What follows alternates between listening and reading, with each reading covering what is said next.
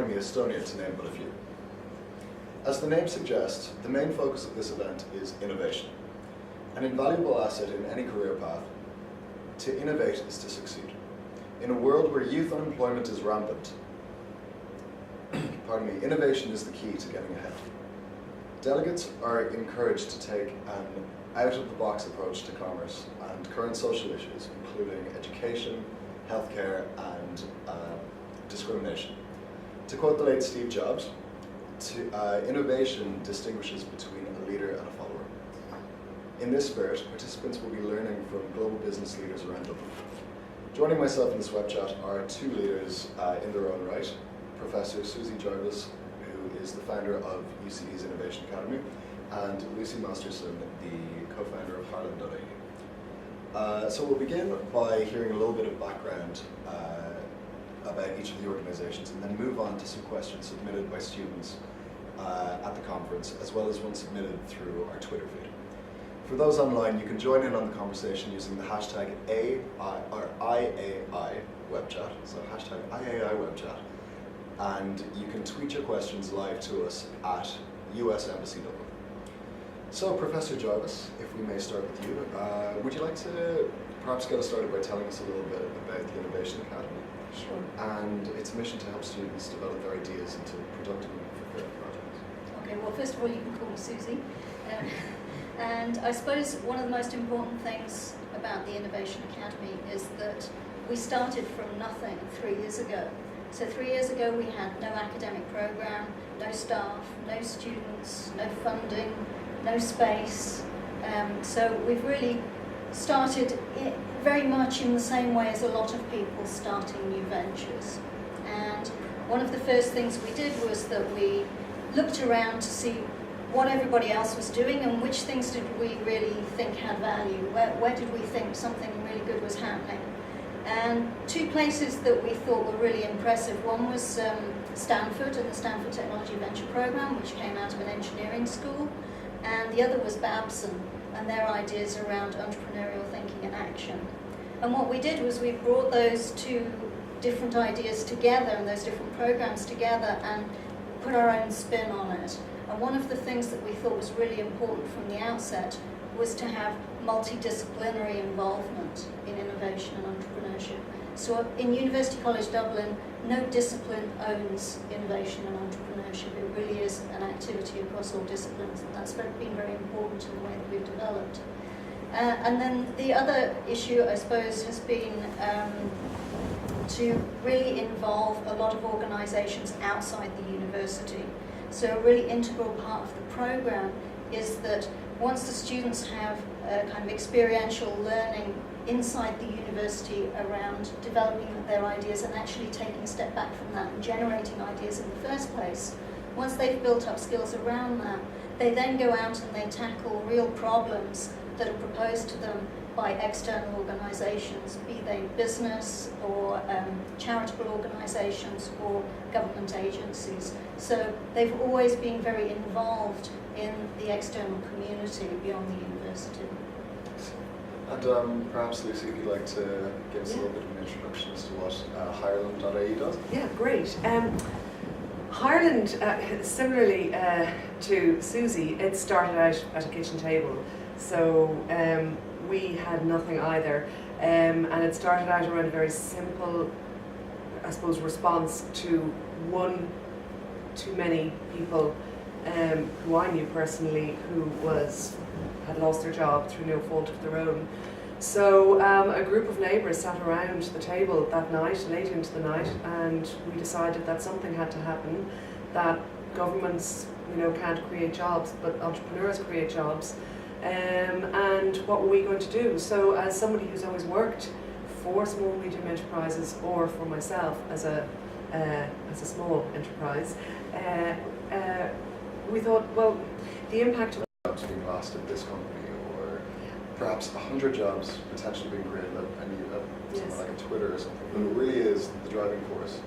I guess just at a community-based level, it really does start with, the fact that everyone knows within the community can't just find something small. I mean, it does seem to be on scale, but it's great. Well, what's interesting, just building on that point,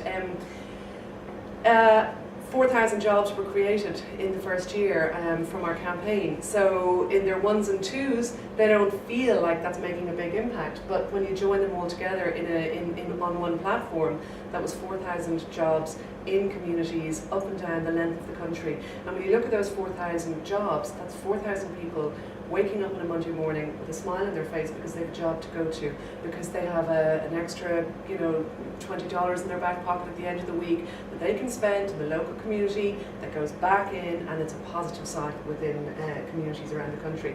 And that's really, I suppose, the positive ripple effect that, one job at a time can create. I know what you mean. And can I ask, how do you see Harland.ie as an agent for change? What is it that you have? What is your innovation model for your company that has allowed its success, besides, of course, your utilization of student resources? It was keeping it very simple, and everything we do at Harland is about thinking differently. I mean, and one of the things that we have as our this is our mantra. If we want a different future, 5, 10, 15 years down the line, we need to start thinking and acting differently to create that future. And Harland is based on the premise of let's think differently about the benefits of creating jobs as opposed to letting people go. Because when you look at it, the recent model in the past number of years simply hasn't worked. But companies and businesses have cut costs to the bone. And and they're scrambling and they're struggling. So what we're saying is, if you want to, you go into business to succeed, and to succeed you need to grow, and to grow you actually have to invest in your most valuable asset, your people. So by thinking differently about the benefits of creating one job for your growth of your business, as opposed to letting that one person go just to survive, that model doesn't work anymore. And it's everything we do is just based around thinking differently for a different future. And acting on it, sorry. Very important. Thinking is one thing. We're great in this country at thinking and shooting the breeze and, I have an idea. But actually, it's action. It's thinking and following through. I think you'd agree, Suzy, on that one. Do you? That's, I think you've inspired all of us to get out of bed on a Monday morning and change the world, Lucy. And so if we might turn to Twitter, and we might take a question from our hashtag IAI feed on Twitter. I have a question I'd like to address to both of you. And someone asked, what is the most valuable asset that a new graduate can bring to a prospective employer? Is it based in education itself and qualifications? Is it in emotional intelligence? What would you recommend? You shoot. I think often in organisations, especially when you've worked for an organisation for some time, you start to think in the way that the other people in the organisation think. So I think one of the most valuable things a new graduate can bring is a different perspective. So someone who's coming into any organisation fresh can often see things that have become invisible to the people working there. And I think it's for new graduates to demonstrate that they can see things like that and have a way of bringing people around them on board if they want to instigate change would be very important. What about you, Lucy? Yeah, I think absolutely. I agree with Suzy, and I think as well a lot of the time, young people feel that maybe their opinion isn't as valuable as more senior, management are sitting around a table. But if you look at some of the most creative companies, it's when there is traditionally these kind of brainstorming sessions around the table, it's the management who hold back and don't say much because it's always the young people who kick off with the ideas, and you'll always hear the what if we did it this way, or what about this? And I think that really needs to be embraced. And I think for, I suppose, graduates going into an organisation, you've got to remember now, I think for a lot of young people especially, their parents' generation grew up, they left college and they had a job for life. That model is changed. We don't live and work that way anymore. So I think the real challenge now is for graduates to have the confidence to go into an organisation and say, I've worked 7 different jobs, and I'm now coming here, to work for you. I'm bringing with me, the experience from 7 different organisations, whatever those roles may have been. And I think as well for businesses to embrace the ideas that graduates are bringing with them from those maybe internships, maybe they were short placements, maybe they were whatever they were, but they have valued experiences from those organisations. And I think employers should really be tapping into that and looking at, because if you look at a lot of the existing, traditional institutions that we have, they're not working anymore. Yeah. So we need new ideas and new thinking, and I think that's, we really need to be looking at, young people coming into organisations and valuing their opinions and ideas. And if I may ask, obviously with the technological explosion that's happened, particularly in the last 8 or 9 years, specifically regarding social networks, it's becoming a lot more easy for the people from various different socioeconomic, geographical backgrounds to communicate with each other, which is, as far as most are concerned, quite a positive thing. However, there's always going to be a consideration within business, non-profit or otherwise, that this may lead to certain issues down the road. What do you think of that? Do you think that in any way, this is to both of you, there is an issue that needs to be tackled through, that has arisen because of the rise of social media? I might start with Suzy. I know one of the things that we have some concern about is how long social media lasts, and that longevity, whether it's social media or whether it's email or whether it's a text or whatever, it can hang around in the ether for a very long time. And one of the concerns we've had is that people may express opinions in their mid-teens, late teens that aren't necessarily their opinions in their late 20s when they're trying to get a particular job. And we ran an event actually in UCD called Have Your Say Then Wipe Away, where we got people to write on the windows of the cafeteria, and they could write whatever they wanted for the day, and it was up there, but then it got cleaned off. And the point was, think about what you're expressing and how long it lasts, because if you write that in a text or on a social media site, it can come back to haunt you, and we just wanted to give people the opportunity to say things that disappeared. Yeah, I absolutely am all for embracing any new technology, because with technology you can start a movement from your kitchen table. So, which is what we did, and we used social media. If we did not have the social media channels available to us, we would not have spread the idea. Those students around that classroom would not have started tweeting and Facebooking about it, and if they hadn't started doing that, we wouldn't have had students from UCD and DIT rocking up to our classroom to because they'd heard about this online, they wanted to join in. So on one side, technology is an enabler, and you can do things and connect with people all over the world who share the same interests as you, and you can start a revolution, on utilizing the social media channels at our fingertips. But you're absolutely right. To always be so aware of what you're saying online and who's watching you, and you're right. You just can't erase it. Once it's there, it's there. And I think it'll be interesting for a lot of the kind of people coming through the ranks now, who will be the next presidents and the next politicians. The opinions that they form, as they say, are going to be there for a long time. Exactly.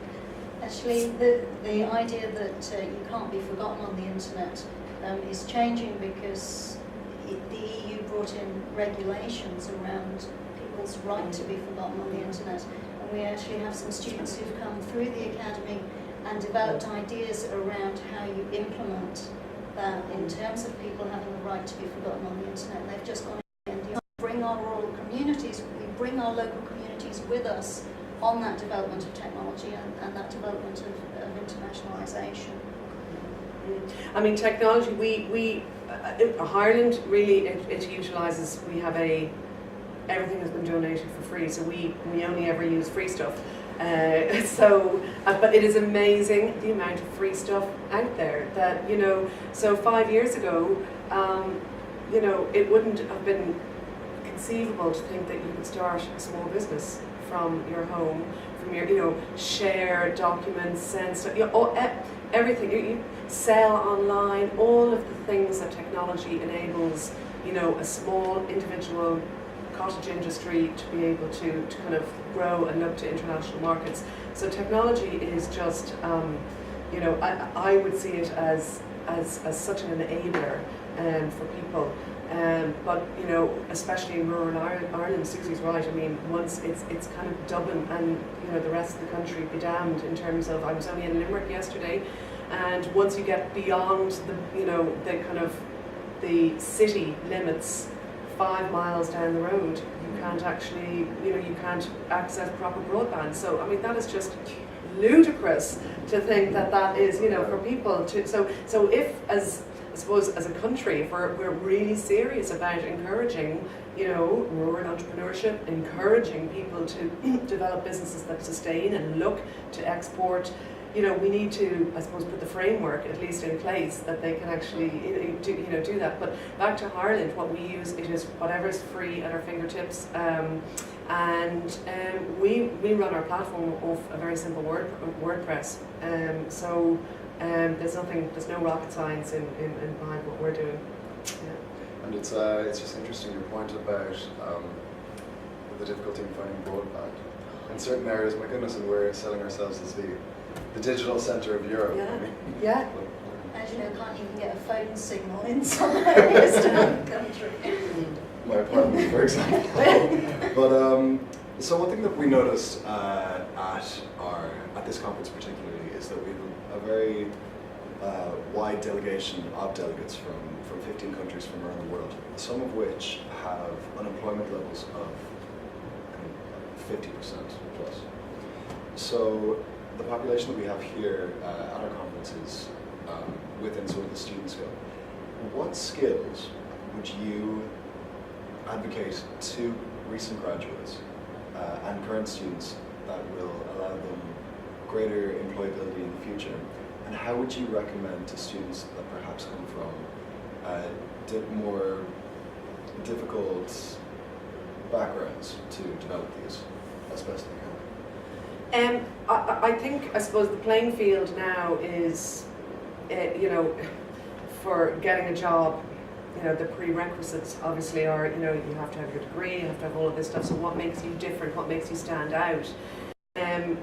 For me, it's engaging in the community. For me, it's about, you see this whole wave of volunteerism, but to see an active student body working around causes. I mean, Ireland is a great example of how students from the United States, from Ireland, from different countries in the world reached out to kind of try and do something to tackle unemployment. Primarily as well because it's in their best interest, because it's their future that that we're talking about here. So I find that the students who got involved with Ireland, they started out as it was a class project, but they stayed with it. And what's really interesting is they can go into an interview and tell a story of, I played my movement.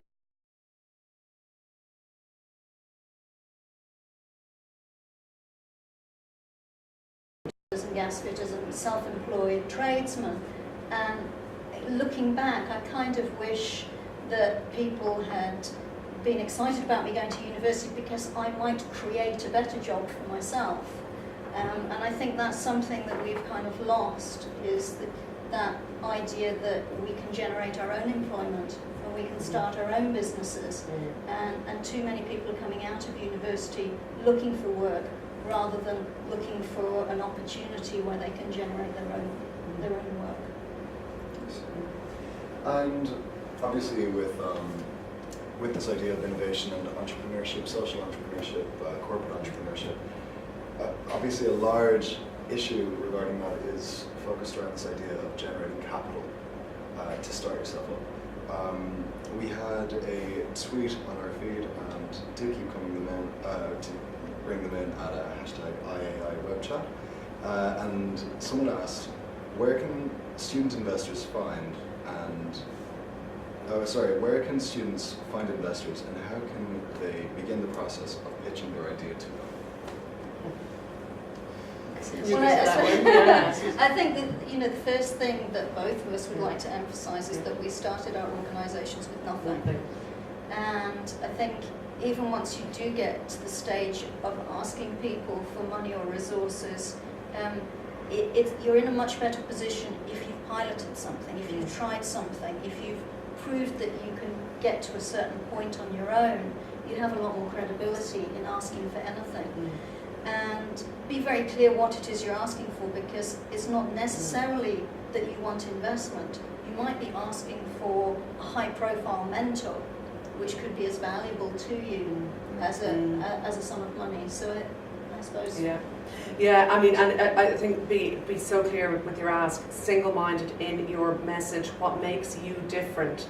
I mean, if somebody is going to invest in your company, you're going to have to catch them, get them in that first 15-20 seconds.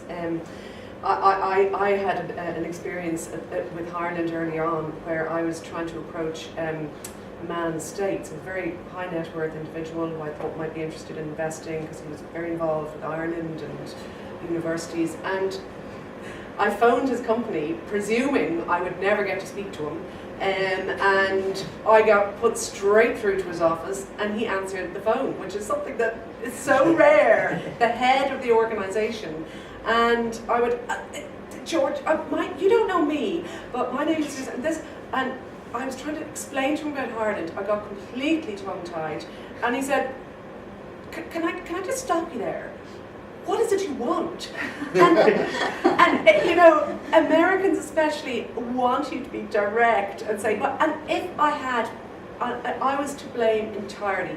I had not rehearsed what I wanted. I didn't know what I wanted from him, and I lost that absolute golden opportunity to maybe have, whatever, because I didn't know what I wanted from him. So you need to know who are you targeting, what do you want from them, and also don't always just go looking for money. We still had no bank account when we launched Ireland, but we launched with a €250,000 media campaign. So it's really quite amazing what you can achieve if you don't ask people directly for money. Ask them for their time, ask them for their commitment, ask them to introduce you to someone. But I wouldn't go in with just, here's my idea, and this is why you should fund it. You need to prove a model, and you need to have put that, put yourself on the line and made that commitment yourself, to have got it to a certain point, and then you're ready for somebody to kind of really put their arm around you, whether it's financially or opening doors for you to make that happen. But I think you do need to put a bit of the blood and sweat and tears into it yourself before you get to that stage. Yeah. And finally, just to throw on one more question from Twitter, a big issue that we have at the moment, obviously in Ireland, is this problem of immigration. I read a statistic recently that I believe 1 in 4 people has lost a friend to, let's say, London, Australia, the hubs for people that are looking for employment. How do you think employers and entrepreneurs can create incentive to keep young people that are educated in these countries, within the countries, or at least make sure that they sort of come back in the future? Do you want to go on that one first? Yeah. I'm not really convinced that it's the role of employers and entrepreneurs to do that. I mean, when we have talented people leaving the country, who loses out? I mean, it's really our societies that lose out, and whose responsibility is it to keep our societies intact? It's not so much employers and entrepreneurs. They will do what's best for their businesses at the end of the day. So I think that's probably more of an issue for government to consider.